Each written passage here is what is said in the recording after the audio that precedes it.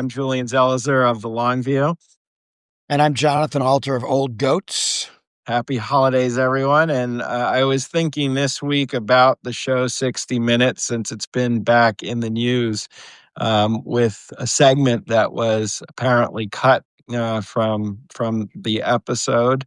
And that debate, Not as I'm apparently, not apparently, it Julian. was cut. It It was was cut. cut. Yeah. And I was thinking back, I teach about the post 9/11 war on terrorism. And one of the key moments for the media takes place in April of 2004, April 28th, when 60 Minutes 2 broadcast a very important segment on the Abu Ghraib facility, which was being used to detain prisoners. And the images that were shown on that segment were images of all sorts of torture and humiliation. And they were shocking at the time and really, I think, accelerated, if not kicked off, a major conversation about what U.S. policy was.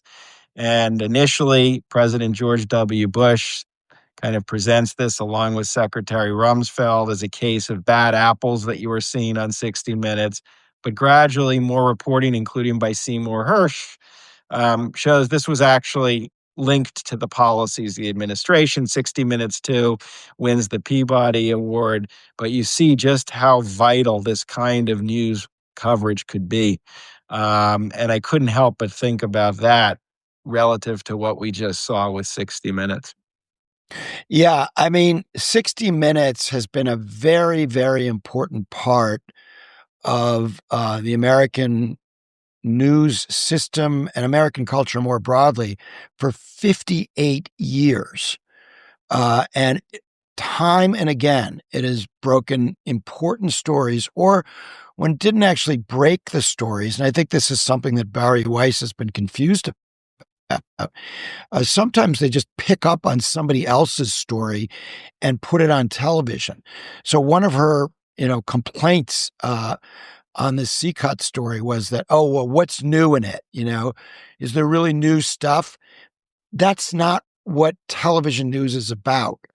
It's about combining some new things, new interviews, with illuminating an important story, which this Sharon Alfonsi piece, which everybody has now seen since they made the mistake of giving it to the Canadians, it's been viewed many, many more times than it would have been if it just let it air on 60 Minutes.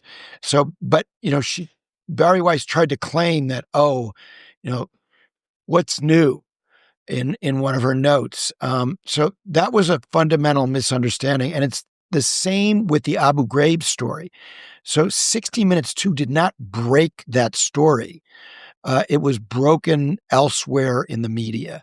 And they just brought it to broader national attention, which is what happened, what 60 Minutes wanted to happen before this gross act of, I don't call it censorship because that's when the government does it, but call it indirect censorship since Barry Weiss is operating under the influence of the Trump administration.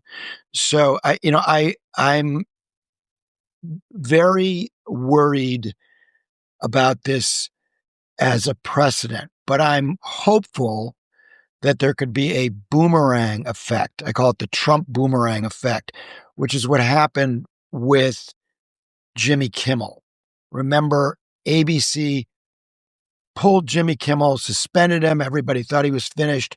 And the public reaction was so strong that Kimmel, ended up in a better position than ever. And it boomeranged on Trump.